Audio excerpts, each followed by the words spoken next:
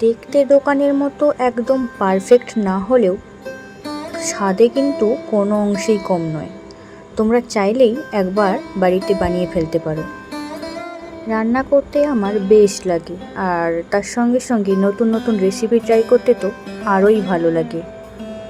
আজকেও সেরকম ট্রাই করছিলাম একটা নতুন রেসিপি, যেটা হলো চিকেন প্যাটিস।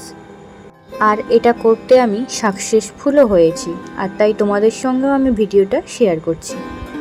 প্রথমেই নিয়ে নিয়েছি ময়দা আর আটা, দুটোই সমান সমান পরিমাণে। চাইলে এখানে শুধুই ময়দা নিতে পারো, তো আমি এখানে ময়দা আর আটা দুটো মিশিয়ে নিয়েছি। তারপর এর মধ্যে জোয়ান দিয়েছি, লবণ দিয়েছি, আর ময়ামের জন্য সাদা তেল দিয়েছি। বেশ ভালো করে মেখে নিয়েছি। আর ময়দাগুলো যখন এরকম ডোলা পাকিয়ে যাবে তখন বুঝে নিতে হবে যে ময়ামটা একদম ঠিকঠাক আছে।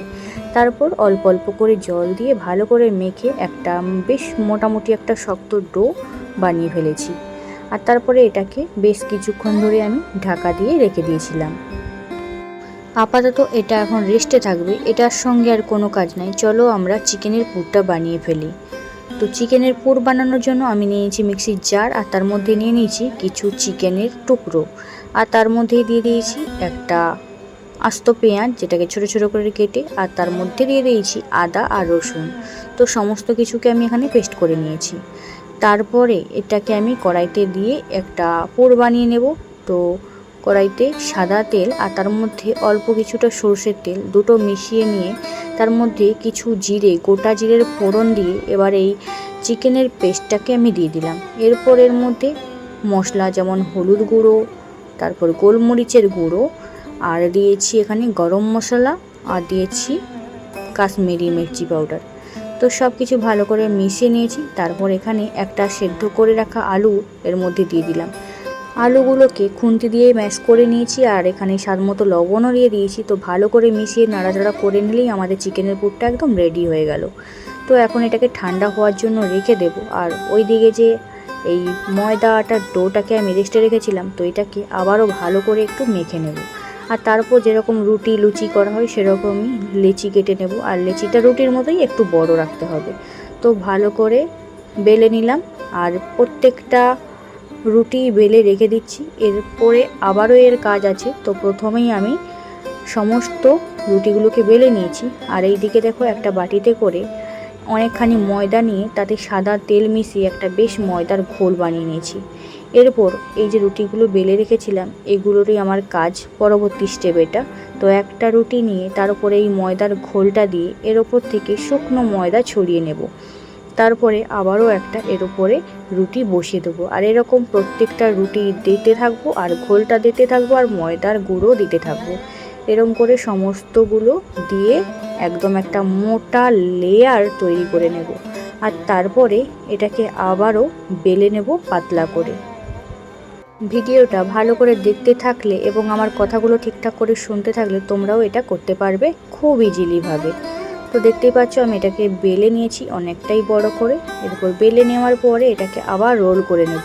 তো রোল করার পরে এটাকে আবারও ছুরি দিয়ে টুকরো টুকরো করে কেটে নেব সমানভাবে। এবার প্রত্যেকটা টুকরোকে নিয়ে এরকম একটু চেপে চেপে গোল করে এগুলোকে আবারও বেলে নেব। তো বেলে নিলেই এগুলোকে এরকম এমনিই ভেজে নিলে এটা লাচ্ছা পরোটা হয়ে যাবে। তো আমি তো এখন লাচ্ছা পরোটা করতে চাচ্ছি না, আমি চাচ্ছি এখানে চিকেন প্যাটিস করতে। তাই এই গোল করে আমি ছুরি দিয়ে চৌকো করে কেটে নিয়েছি। তারপর এর মধ্যে চিকেনের পুর দিয়ে বেশ ভালো করে সাইডগুলোকে মুড়ে নিয়েছি। আর তোমরা চাইলে সাইডগুলো মোড়ার সময় একটু জলও লাগিয়ে নিতে পারো, তাহলে আর খোলার ভয় থাকবে না। তো আমি বেশ ভালো করেই লাগিয়ে নিয়েছি জল না দিয়েই। তো এরকম সমস্তগুলো করে নিয়েছি, আর দুরকম প্রসেসেই করেছি। আগে কেটে নিয়ে করেছিলাম চৌকো করে, আর পরে এমনি করেছি। আর এই যে যেগুলো বাকি বেরিয়েছিল কাটার পরে ওগুলোও কিন্তু ফেলে দেওয়া যাবে না, ওগুলোকে আমরা পরবর্তীকালে ভেজে নিমকি বা চিপস যে কোনো একটা বলতে পারো হয়ে যাবে। তো এদিকে কড়াইতে সাদা তেল দিয়ে তেলটাকে বেশ ভালো করে গরম করে নিয়ে এই প্যাটিসগুলোকে বেশ লাল লাল করে মচমচে করে ভেজে নেব। আর ভেজে নিলেই একদম পারফেক্টলিভাবে তৈরি হয়ে যাবে চিকেন প্যাটিস। তবে দোকানের মতো এতটাও দেখতে সুন্দর না হলেও খেতে কিন্তু কোনো অংশই কম নয়। তো তোমরা চাইলে অবশ্যই বাড়ির সবার জন্য করে খাওয়াতে পারো আর নিজেও খেতে পারো। আশা করি তোমাদেরও ভালো লাগবে।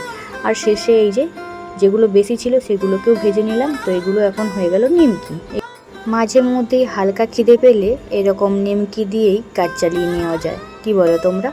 আর এদিকে দেখো সমস্ত প্যাটিসগুলো রেডি হয়ে গেছে। তো আমি এগুলোকে এখন সাজিয়ে নিচ্ছি। তোমরা চাইলে এগুলোকে নর্মালি এমনিই খেতে পারো, আর চাইলে এগুলোকে সস বা টমেটো কেচাপ দিয়েও খেতে পারো। আর আমি যে এখানে চিকেনের পুরটা ব্যবহার করেছিলাম, তোমরা এখানে চাইলে যে কোনো সবজির পুর, পনিরের পুর বা আলুর পুর দিয়েও এই প্যাটিসগুলো বানাতে পারো। খেতে কিন্তু ভালোই লাগবে। তোমরা অবশ্যই একবার বাড়িতে ট্রাই করো। আর যদি আমার ভিডিওটা একটু ভালো লেগে থাকে তাহলে অবশ্যই একটা লাইক করে দিও। চাইলে কমেন্টসও করতে পারো, আর চাইলে শেয়ারও করতে পারো। আচ্ছা, তাহলে আজকের ভিডিওটা এখানেই শেষ করছি। দেখা হচ্ছে নেক্সট কোনো ভিডিওতে। ততক্ষণের জন্য সবাই খুবই ভালো থেকো, সুস্থ থেকো। টাটা।